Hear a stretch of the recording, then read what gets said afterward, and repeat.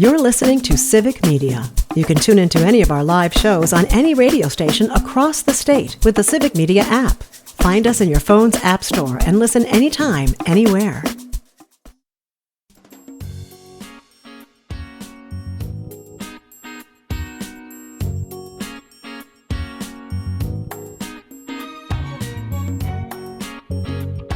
Live across Wisconsin on Civic Media, you're listening to Mornings with Pat Kreitlow, powered by Up North News.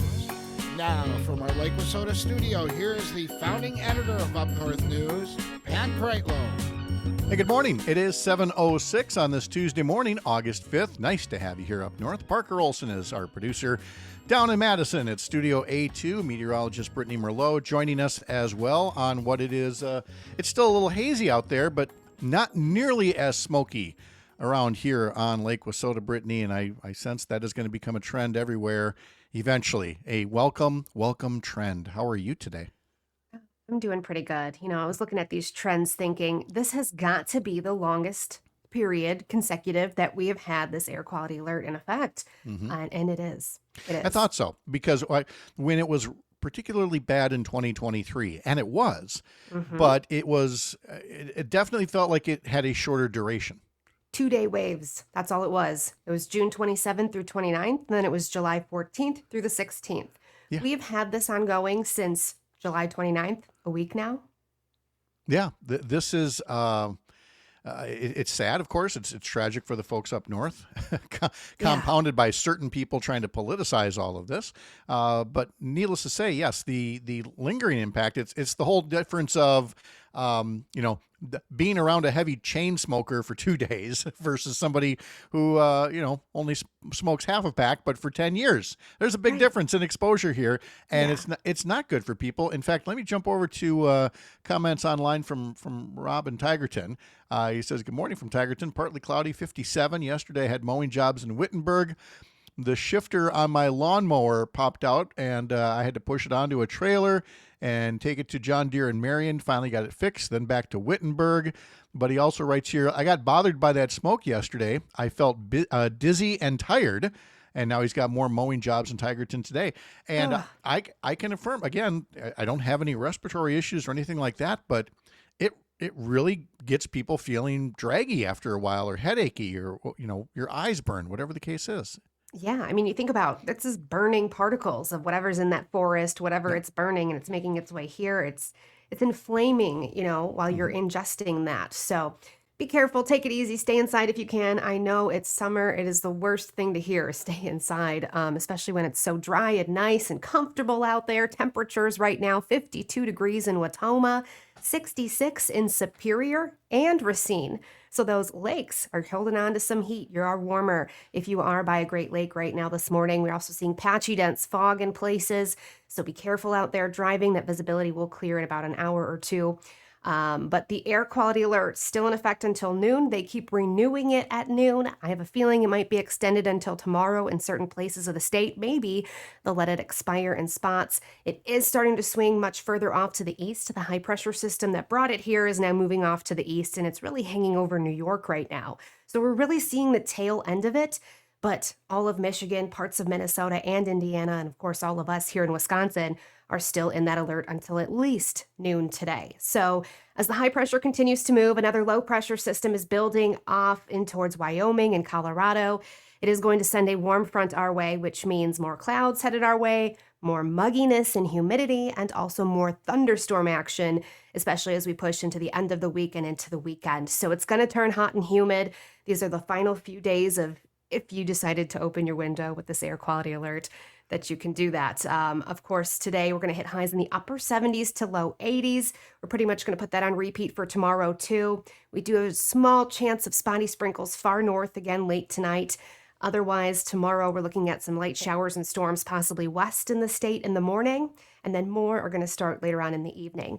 But we'll tell you more about that tomorrow. All right. I was deciding whether to finally open up the house a little bit, and I thought, well, I can do it for, like you said, a couple of hours, but then as soon as the temperature gets to, a certain level where your air conditioner would kick in anyway, Is Yep. is it even worth it? I don't know. We'll see. Alicia puts up on YouTube, I've had headaches for a week straight. I've started having a hard time breathing. Rob adds, looking forward to winds from the south to get the smoke out of here. So, I mean, we're all anticipating there's still time. There's still time to save summer. The middle of summer, it's almost like, it's been raining all the time. Not quite a washout, but like a smoke out. It just hasn't been the same. But there's still people go, oh, summer's almost over. Now it's August 5th, kids. We got a little time. Have about a month to enjoy the sun. Yes. Yeah, so definitely. we can do this. Brittany, thanks so much. We'll talk to you next hour. Sounds good.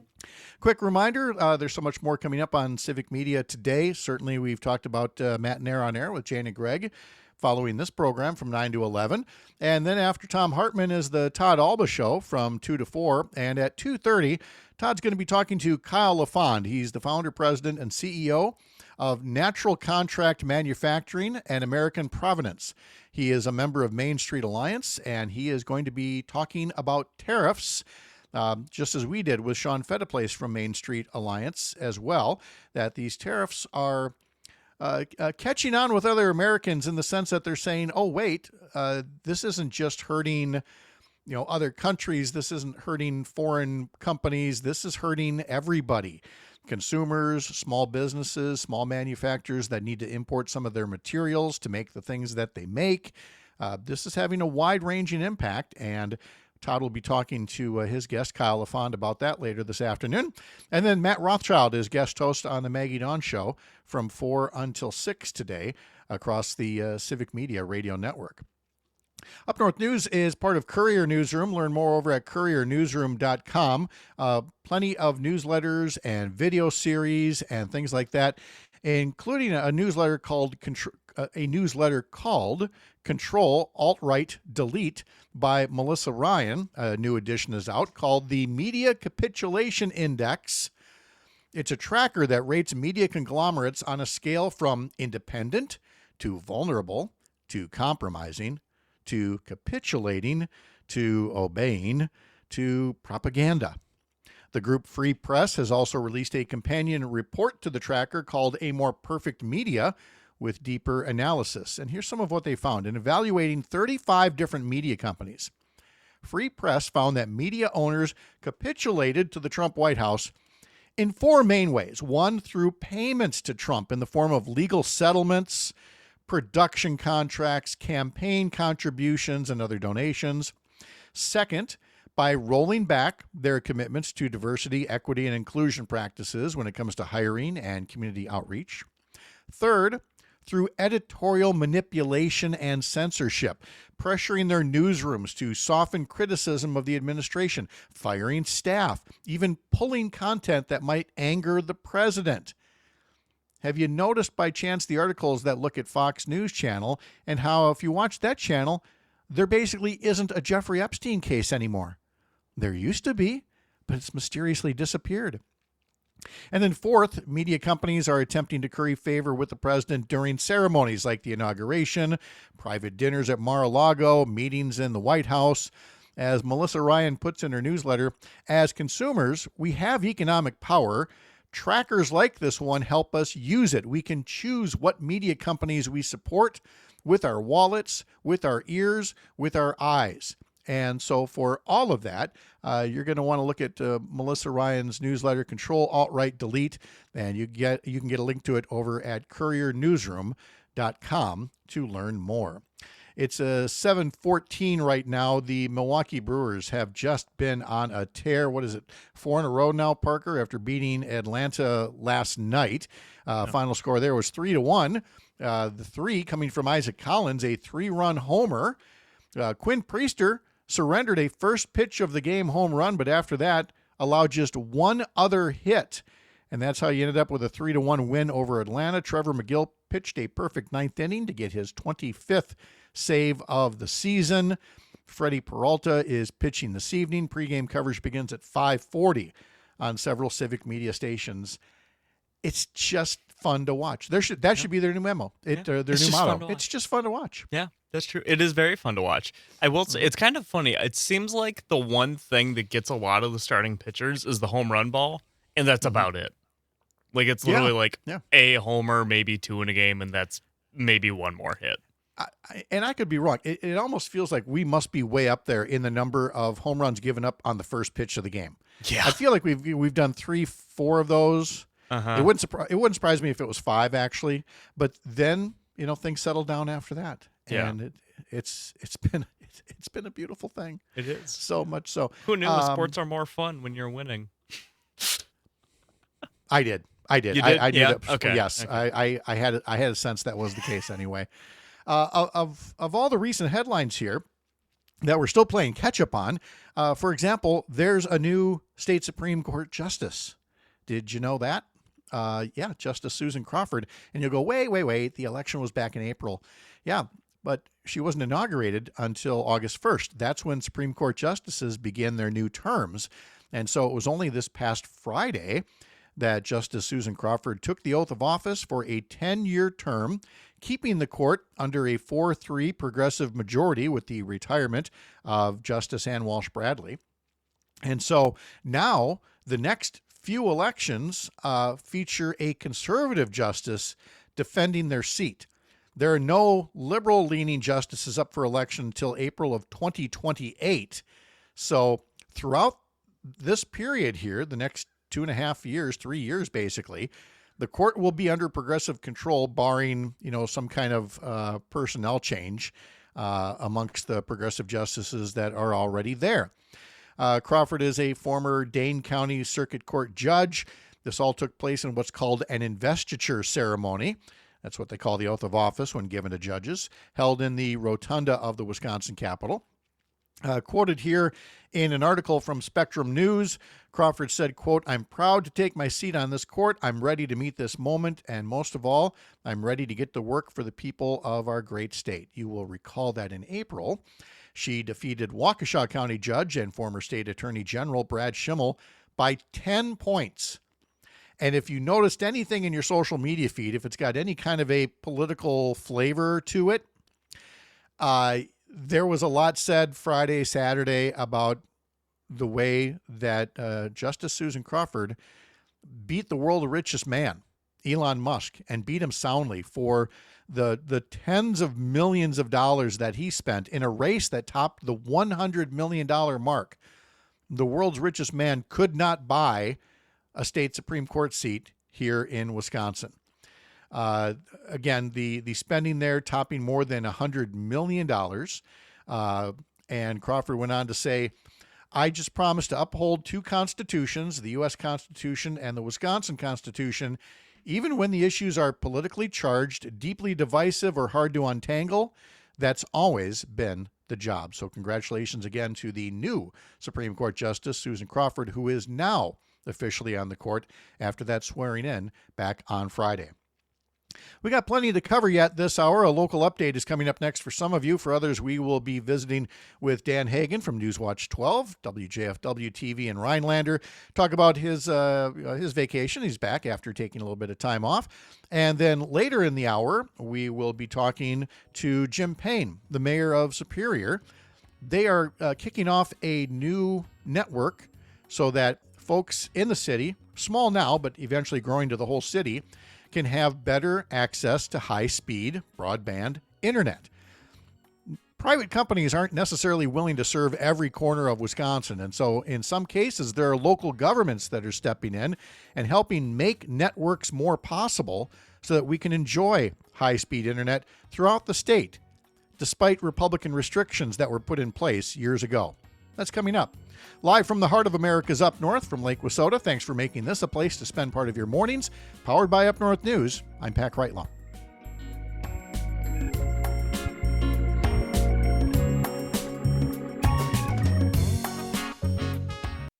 You're listening to Civic Media. Stay up to date on the latest news and information for your local community and Wisconsin by signing up for our free email newsletter. Visit civicmedia.us/email to get started.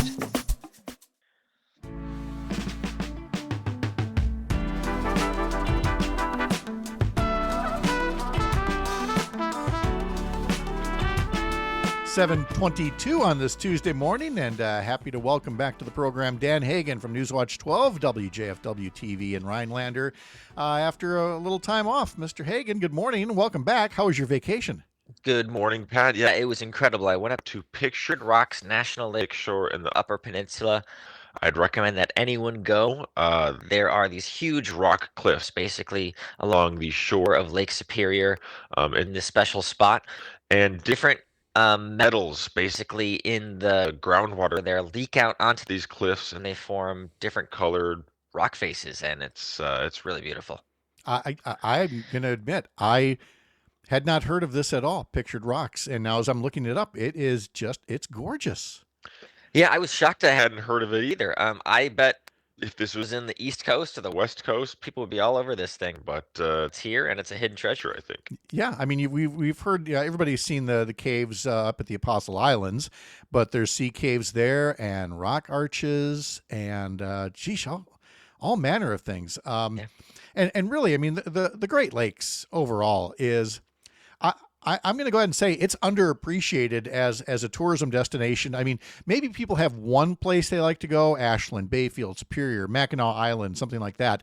But you could do worse than making pretty much a circle tour around the Great Lakes. There is so much to see. That is a fantastic idea. There's a lot more I could see too, and yeah, Lake Superior. It's a special reservoir. I think it's got like 10% of the world's fresh water right there. Hmm. So we're lucky to have it. Yeah. So you left the folks back there at Newswatch 12. They kept the place running without you, just fine. And I was looking at some of the stories that have been covered, and it appears we've been on Animal Watch lately here. And where do you want to start with the bear? Yeah, let's start with Jughead. Jughead. Jughead, ooh, aha. So Jughead, this is a bear that was found in Bayfield County, just by a person who saw a bear with a jug on its head, clear Okay. jug. You'll have to see the pictures. And it took about a week for another person to call it in near Cable, Wisconsin. And they called the USDA Wildlife Services. They came, removed the jug, and the bear tranquilized the bear, removed the jug, released the bear in a new location. And they think it'll be fine. Lost a lot of weight. It was able to drink water by fully submerging its jug head in water. There are some holes in the jug, which allowed it to breathe as well. But hopefully, it should get some food and some water and be ready for winter. We'll see, though.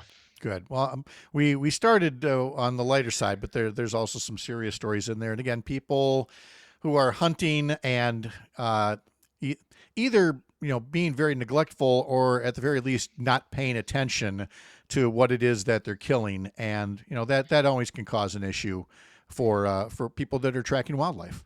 Yeah, it's some tragic stories here. A swan was illegally shot in Langlade County, so we reached out to the DNR about that. They're investigating it. They didn't want to give any more details.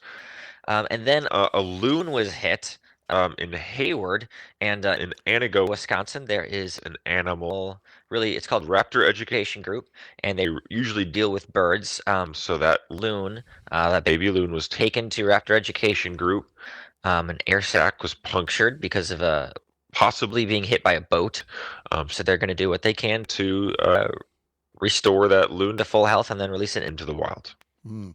And again, all we can tell people is just to be careful, whether you're hunting, recreation, whatever the case may be.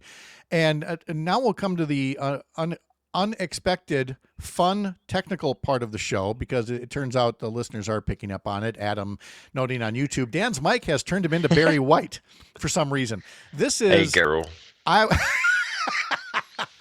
That was perfect. That was really well done. I can't take credit for this. It's not me playing a prank, but Dan is on a new headset mic thing that I sent him. You'll recall the day that I was stranded in Canada when my flight was canceled, and we continued to do the show on a Monday morning, so I had to race out and find a microphone, and I found this headset microphone, sent it to Dan while he was away, but apparently it's got either a pitch or a synchronization problem or something, and you've got this little Barry White thing going on over here. Yeah, I can kind of overcompensate if you want me to get rid of it, talk a little higher, but I think it's just my dulcet tones are No, coming it through finally. no, it happens regardless. And as I said, it could be the headset, it could be the settings, it could be the Wi-Fi. And in fact, if you want to unplug this and talk through your computer mic, we can certainly test that out and test Let's out do that it. theory or not. So let's do this live radio. Okay, Hey, let's that's try it like- again. How do I sound? Do I sound a little tinnier? Oh no, it's not the headset. Yeah, it's actually Okay. you do sound a little tinnier. Obviously, that's a good microphone, but yeah, I think there's something in the Wi-Fi there. And it's funny because we were just talking about how in Superior, Mayor Jim Paine's going to be on in a half hour, less than a half hour now, to talk about getting broadband service. We've covered this in Boulder Junction previously. High-speed internet service is important everywhere, Rhinelander included, and it's something we in big cities might take for granted, but it's something you guys really need up there, don't you? Yeah, we got a lot of rural areas that do not have broadband access, and you've probably heard that that a lot of the kind of funding has been clawed back a little bit because of new initiatives from the federal government. So they're basically trying to do the cheapest option possible. Nida County leaders have wanted, fiber optic cable stuff in the ground, but they might have to opt for like a satellite service because it's cheaper, which some people here are pretty upset about. Yeah. How do you like that? We finally send him a good microphone, and now it's his own local internet service that trips him up. So no, Tony, I did not send him the trick candle of microphones. We'll be just fine. We'll address it and have better connections on the way. We're just happy that you're back, that you had a wonderful time up there. I'm happy to learn more about a new potential destination in the Great Lakes. So again, you can catch what Dan's doing over at Newswatch 12 and Rhinelander, and right here with us on Tuesday mornings. Thank you, sir. Great to have you back. Thank you, Pat, and everyone have a good day from Barry White. I was going to say thank you, ladies. Thank you, ladies. Yeah. All right. All right. We will talk more about what might make up the qualities in the next Wisconsin governor. That's coming up next here on the Civic Media Radio Network. The Midwest Farm Report is up next.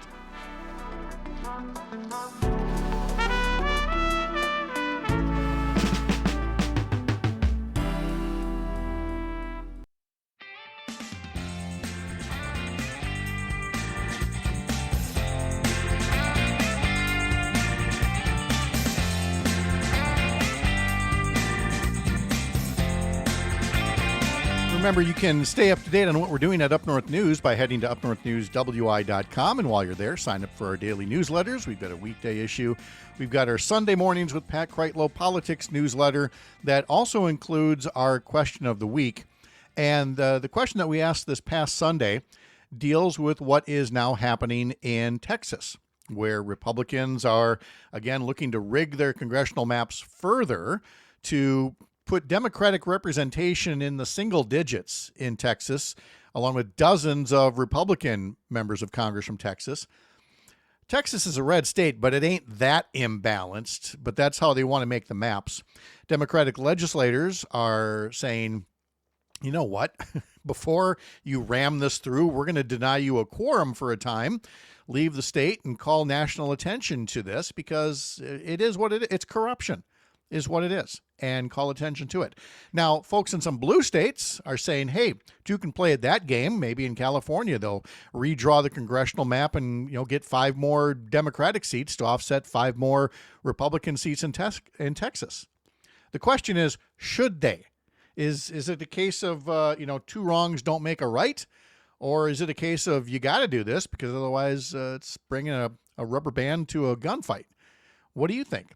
A lot of responses coming in already to our question of the week in our newsletter. Sign up for it over at upnorthnewswi.com. There's a lot that's going to be said between now and next August about the Democratic primary for governor and who would be the strongest candidate. And should that candidate be a fire-breathing liberal? Should it be somebody who is extremely moderate and hits a lot of bipartisan tones?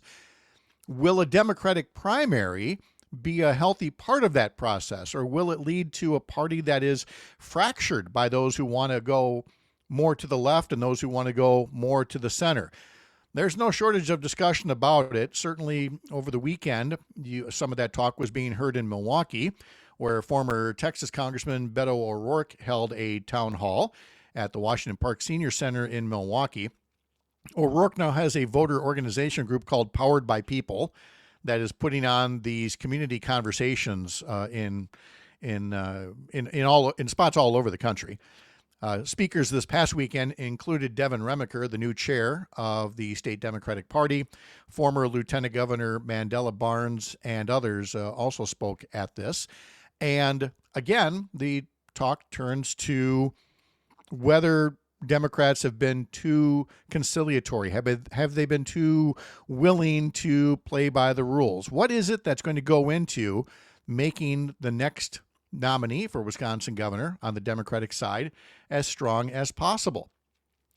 Well, to hear State Senator Kelda Royce talk about it in the Cap Times, there's so much conversation about it that she's wearing out her AirPods because of all the phone calls that she's been taking with friends and family and strategists and consultants and colleagues and donors. And she talked to the Cap Times newspaper in Madison all about it lately, including this line: I would say I'm very likely to run. I've had so many encouraging conversations with folks all around the state, and that's been really exciting and gratifying, Royce said. Now, that was not a full-fledged commitment, but it does take a lot to say, I would say I'm very likely to run, especially when you consider there's already Lieutenant Governor Sarah Rodriguez who's in the race. Milwaukee County Executive David Crawley says he's going to announce that he's in the race. And for Kelda Royce, this would be her second time running for governor. The last time she ran was among nearly a dozen Democratic candidates in 2018, when that primary produced Tony Evers as the nominee, who beat Scott Walker and then served another term as well. But at this point, again, we don't have 12 Democratic candidates in the race yet, but we might. And Kelda Royce says she's not going to rush into making a decision or an announcement. She told the Cap Times, quote, I don't think anybody needs a 13-month primary. We're going to have a robust, crowded primary. We have a lot of good people interested in running, and I think that's great. But I wouldn't be surprised if the field isn't even settled until the end of the year. Let me have one observation on that, and that's waiting till the end of the year. And again, it's all about the money. Part of the reason that candidates are urged to get in earlier and earlier is the need for donations, the need for these multi-million-dollar races that are run. And if you wait too long, the donors are going to be happy with somebody else. It shouldn't necessarily be this way, because let me explain the timetable for you real quick here. Nominating papers aren't even due until June 1st of next year. It's on June 1st of next year that we'll find out how many people turned in nominating petitions with enough signatures from voters that they qualify to be on the August primary ballot, June 1st. So theoretically, somebody could announce they're a candidate in, mid-May, and for 2 weeks collect a ton of signatures and get on the ballot. But it doesn't work that way anymore because, again, people need those donations, and so they try to get in as early as possible. But Senator Kelda Royce is saying, look, it doesn't have to be next week. And Joe Sapecki told us as much last week when I told him, hey, I thought we'd have a lot more candidates for governor in this first week after Governor Evers announcing he wasn't going to run for a third term. And Joe Sapecki said, no, once you've got the first one or two candidates in, there really isn't any value in being, say the third candidate in the race. You just announce when you think the time is right, once you've got all your ducks in a row and you're ready to start asking donors and voters for their support. So back to what Kelda Royce had to say to the Cap Times. She said you have this kind of dichotomy between how horrible things are at the federal level and the way the states are under attack by the Republican regime. We have an incredibly dangerous and authoritarian government in charge in Washington, D.C., but we are also at a point of incredible hope in Wisconsin, where for the first time in a generation, we could have a Democratic trifecta. We just can't afford to waste that. And I, of course, take interest in that, being a member of the last Democratic trifecta, which happened in 2009, after the 2008 elections. When Barack Obama was elected president, you had Jim Doyle as governor. You had a Democratic state Senate that I was in, a Democratic state assembly. But at the same time, you also had the Great Recession kicking off thanks to a whole lot of factors from outside the state of Wisconsin. So it's been a long time since Wisconsin's had a Democratic trifecta where the economy also hadn't been, previously tanked by right-wing policies. But as a result of that potential for a Democratic trifecta, you've got people like Kelda Roys and everybody else who might enter the race wanting to be extremely careful and plot out your moves carefully and think about your words carefully. But in that same Cap Times newspaper, there's also an editorial that notes that the 2026 gubernatorial nominee, in their opinion, must embody progressive values. With Republicans veering toward pro-Donald Trump cultishness, the Cap Times writes, the Democratic nominee in 2026 can unite voters on behalf of economic, social, and racial justice and a climate agenda that creates jobs while saving the planet. The Cap Times writes that in past elections, we've endorsed many of the prospective 2026 contenders. As the race heats up, we'll be looking in particular for a Democrat who is ready to run a winning progressive campaign and once elected to serve boldly. They talked to State Representative Francesca Hong, a Madison progressive, whose endorsement has been enthusiastically pursued by many Democratic gubernatorial prospects. And she describes such an agenda well when she says, quote, with Governor Evers opting not to run for a third term, Wisconsin is headed for a crowded Democratic primary. There's a real opportunity here, not just to hold on to the governorship, but to reimagine what kind of a state that we want to be. She said, we can learn a lot from candidates like New York City Democratic mayoral nominee Zoran Mamdani, who ran on a bold vision built on grassroots power and grounded in care. She said, we need a candidate who understands the power of building a diverse and radically welcoming coalition. How do you like that phrase? A radically welcoming coalition. We need someone ready to lead with a vision that puts people first, starting with what working class people are actually facing every day. That means real affordability in long-term care, child care, and health care. That means protecting public education, investing in affordable housing, and finally advancing progressive taxation rooted in our state's history. And it means being willing to name who's been hoarding power and who's been left out for far too long. Again, that's all from Fran Hong, Democratic Assembly member from the Madison area. And the thing is, the things that she's talking about, affordability in long-term care, affordable child care, affordable health care, protecting public education, and having progressive taxation, where all the special favors in the tax code don't go to the wealthiest taxpayers. How the heck did that become a partisan agenda? There was once a time when Republicans fought for those things too. They simply differed with Democrats on the degree of which to go there, the methods in which to go there.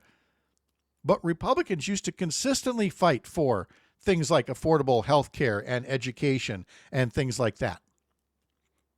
So will a primary be good or bad? Well, coincidentally, one more article to share from the Cap Times. It's a column by John Nichols, the associate editor, who writes a column saying primaries are good for Dems. And again, that's not a universal thought that's out there. But John Nichols writes, there's a notion among many political consultants and pollsters that crowded primaries only cause frustrations for the eventual nominee and the party. They tell us if partisans could just coalesce early around a single candidate for a top post, it will be easier to focus the message of party nominees, build campaign war chests, and take on November rivals.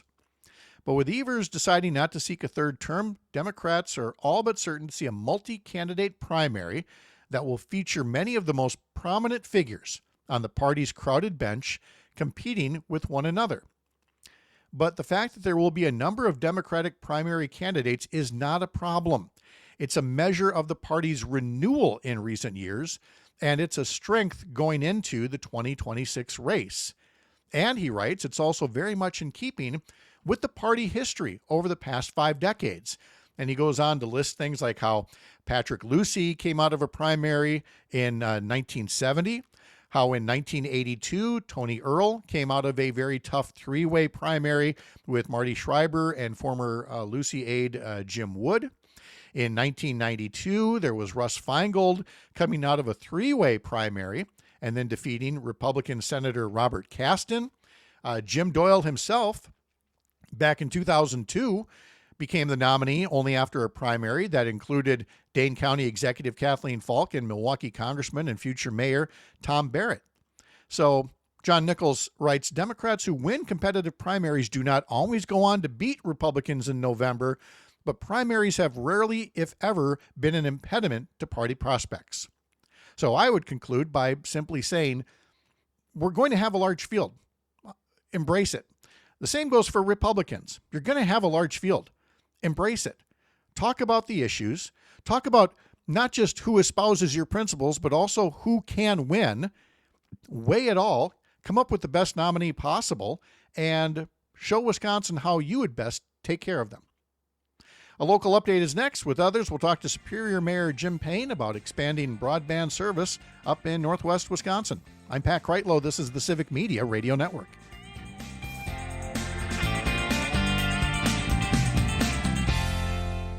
You're listening to Civic Media. Find the latest news, information, and archives of all your favorite shows on the Civic Media website, civicmedia.us.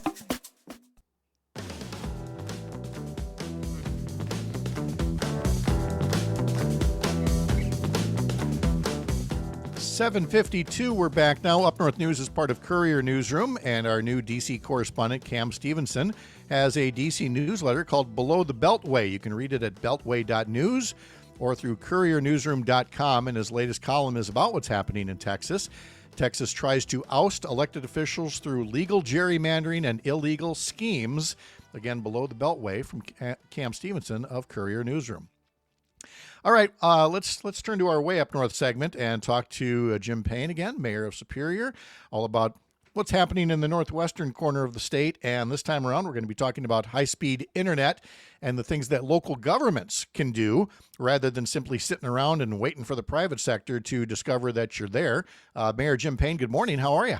Good morning. I'm doing well. How are you, Pat? I'm great. It's so nice to see you here. I know that Superior is not the first, but definitely the latest in communities that have been looking for ways to kind of move the process along of making sure that your residents have access to broadband, which is the term for high-speed internet. So what is happening right there right now? What is it that you're kicking off?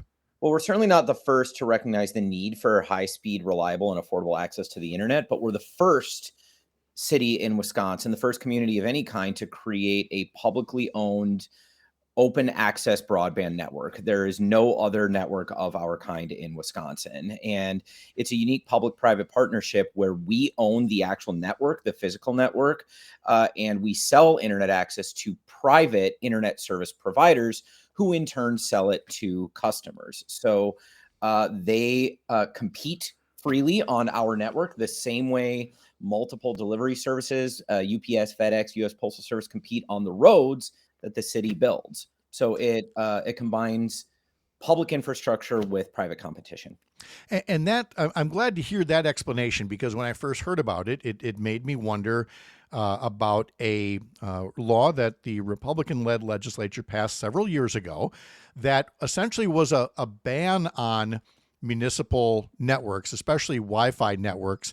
Again, not wanting, the public sector to compete with the private sector. A lot of people were upset by that, saying, hey, look, in some of these smaller communities, the private sector isn't coming up here anytime soon. They're only going to want to serve the big cities. So why block local units of government that want to provide this kind of service? It sounds like you have found the right path through of you're not the internet provider, but you have made it easier for the private sectors to come up here and extend service that they otherwise wouldn't do on their own. Does that sound about right? Almost. The Okay. biggest difference is people don't have to come here to provide the internet. People are already here that can provide the internet. So because all we require people to do is be an ISP, they don't have to own this gigantic physical network, a multi-million-dollar investment that allows small businesses to go into business selling the internet to customers. So one of our first ISPs, it came from Duluth, Minnesota, right next door, and is now headquartered in Superior. It's a really small business. They only serve this community on our network. So what we did is, rather than have a giant monopoly, which was what almost every city in the country has, selling us internet at whatever price they want, our monopoly, Spectrum, they actually raised the price of the internet during the pandemic. That was a kind of, we just saw that as unconscionable. How can you exploit people that way? So what we did is we combined what I thought is the best of the political philosophies on the left and the right. We believe in private sector competition to lower prices and increase innovation, but the public should own infrastructure. We shouldn't allow the private sector to control infrastructure that is vital to modern life. And so that's what we did. We just combined the two, and we're 2 weeks in and it's already a hit. And is it a network that is accessible to everybody in the Superior area now, or is it starting in one area and building out? No, we started in a pilot area, one neighborhood. It's actually my neighborhood. I'm talking to you on it right now. And so it was meant to show skeptics that this could actually work. One of the early successes, though, is our construction costs actually came in so far under budget that we're building out much faster than we had originally planned. So we will be lighting up the next neighborhood already this fall. And how is it that the city was able to afford to do its part of this public-private partnership? Joe Biden, really. The ARPA dollars that came to every community in the country. What a lot of people forget is that the ARPA dollars, which have been used for so many different things across the country, were primarily meant for utility infrastructure. And the first utility described in that law is access to broadband. And so we just took them at their word, and we used it to build a network. And so the first $5 million plus of this network was covered by that bill. So President Biden had this American Recovery Plan and had a mission for it. And you took that literally and seriously and made it work. It sounds like perhaps the most textbook case of ARPA funds doing what they were intended to do at the time. Exactly. In fact, we've been trying to build this network since before the pandemic, but the pandemic proved every single argument we made correct. When we had to send people home from work, send children home from school, and they did not have access to the internet, that meant they didn't go to school, Pat. That's what it meant. And people are still trying to pretend like that didn't happen. We lost a generation of kids that should have been educated and weren't because they didn't have access to this vital public infrastructure. The Biden administration gave us money to solve that problem, make sure that never happened again, and that's what we spent it on. That's incredible. And you said another neighborhood is coming. How long do you think it might take for most, if not all, of the city to be served? That's a political question. You ask me, I'd like to get it done in the next 2 years. But, we have to prove that it's a success. I think we're already doing that. Like I said, we need to get to a 10% take rate. 10% of the area should be customers by the end of the year. I think we're going to cross that in the next month. And if we can show real success by the fall of next year, I think we'll have justified moving quite a bit faster than our original forecasts of 5 to 7 years. Superior Mayor Jim Paine with a great update from way up north. Jim, thank you so much. Good to talk to you again, Mr. Mayor. Have a wonderful day. Always fun. Thanks, Pat. All right. Coming up in our next hour, we'll be talking to Chad Holmes from 98.9 WXCO about the stories that he's following there. And then later, Civic Media News Director Shali Pittman will join us, and we'll talk about the 60th anniversary of the Voting Rights Act and what the attacks on it could mean for voting in Wisconsin as well. I'm Pat Kreitlow. This is the Civic Media Radio Network.